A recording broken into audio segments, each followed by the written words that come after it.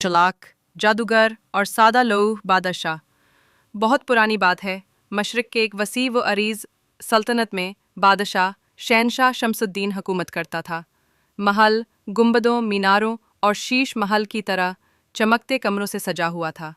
इसके दरबार में सैकड़ों दरबारी, वजीर, मुशीर, शायर और कसीदा खान बैठते। बादशाह दिल का बुरा नहीं था, मगर बहुत सादा लौह था। अगर कोई कहता, आली जा, आप दुनिया के सबसे बड़े फाते हैं, तो वो खुश होकर सोने की थैली दे देता। लेकिन अगर कोई दरबारी सच बोल देता, हुजूर, राया भूखी है, खजांची चोरी कर रहा है, तो बादशाह नाराज होकर उसे जलावतन कर देता। जादूगर की आमद। एक रात दरबार में एक अजनबी मुसाफिर आया। उसने लंबा चोगा पहना था, सर पर पगड़ी थी, आंखों में चमक और हाथ में एक चमकता फानूस। उसका नाम जादूगर कमालुद्दीन था। दरबारियों ने उसे देखकर कहा, ये कौन है? वो बोला, एक गरीब मुसाफिर जो बादशाह को तोहफा देना चाहता है। बादशाह ने उसे दरबार में बुलाया। बादशाह, कहो क्या लाए हो? जादूगर, ये जादुई चिराग, इसे रगड़ो तो जिन हाजिर होता है और जो कहो पूरा करता है। बादशाह की आंखें लालच से चमक उठीं। दरबारी चापलूसी करने लगे। वाह हुजूर, आपकी किस्मत जाग उठी। बादशाह बोला, ये मुझे दे दो, कीमत जो मांगो दूंगा। जादूगर ने धीमी हंसी हंसकर कहा, बादशाह सलामत, बस आपके खजानों की कुंजी दे दो। वजीर चुआक गया। आली जा, सोचिए। लेकिन बादशाह ने वजीर को डांट दिया, चुप रहो, तुम मुझसे जलने वाले हो। बादशाह ने कुंजी जादूगर के हवाले कर दी। जादूगर ने बड़े अदब से चिराग बादशाह को थमाया और बोला, अब मैं इजाज़त चाहता हूँ, और मुस्कुरा कर चल दिया। दरबारियों ने तालियां बजाईं। रात को बादशाह ने सब दरबारियों को जमा किया। महल के मरकज़ी हॉल में फानूस लटक रहे थे। सुनहरी दीवारों पर शमएं जल रही थीं। बादशाह ने हुक्म दिया, चिराग रगड़ो। वो खुद रगड़ने लगा।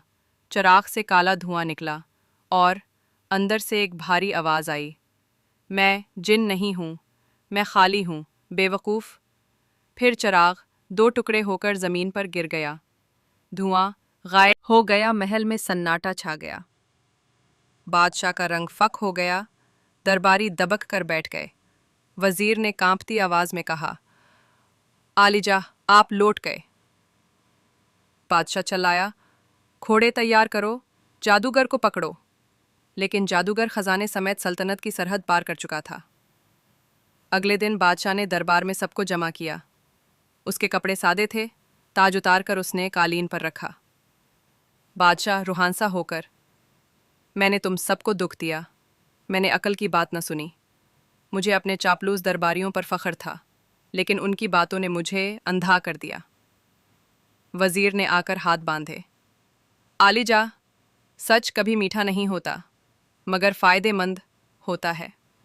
बादशाह ने सबके सामने ऐलान किया, आज से जो सच बोलेगा उसे इनाम मिलेगा, जो झूठ बोलेगा वो मेरी नज़रों से दूर कर दिया जाएगा। बादशाह ने नई पॉलिसी बना दी। रोज़ सुबह दरबार में हर शहरी को सच कहने की इजाज़त थी। खजाने की निगरानी के लिए ईमानदार लोग लगाए। रियाया की हालत देखी, टैक्स कम किया, मदरसे और कुतुब खाने बनवाए, फ़ौज की तनख्वाहें वक्त पर दी।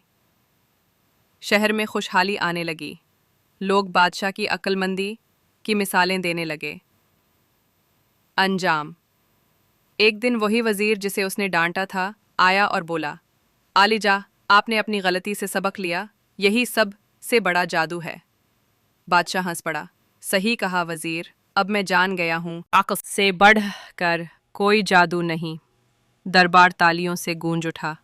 चिराग टूट चुका था, खजाना लट गया था, मगर बादशाह का दिल और दिमाग संवर चुका था। और कहते हैं, इसके बाद इस सल्तनत में बरसों तक इंसाफ, खुशहाली और अकल का चिराग जलता रहा। अखलाकी सबक। चापलूसी के बजाय सच सुनना सीखो। जादू किसी चिराग में नहीं, इंसान की अक्ल में है।